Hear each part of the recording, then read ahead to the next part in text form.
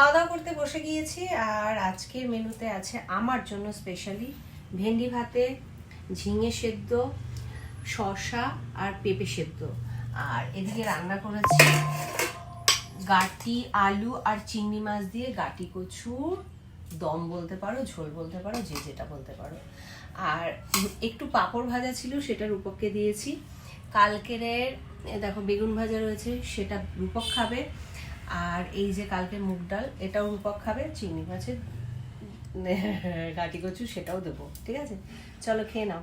কারণ আমি মুগ ডালটা খাবো না, কারণ আমার মুগ ডালটা খেলে না আমি ঠিক হজম করতে পারি না।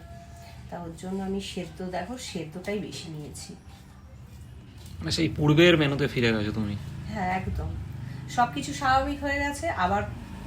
মানে আগের জায়গায় ফিরতেই হবে, কিছু করার নেই। শরীরকে ভালো রাখতে গেলে আগের জায়গায় না ফিরলে চলবেই না। আমি ভেন্ডি ভাতে দিয়ে আগে খাবো, আমার ভেন্ডি ভাতে খেতে খুব ভালো লাগে।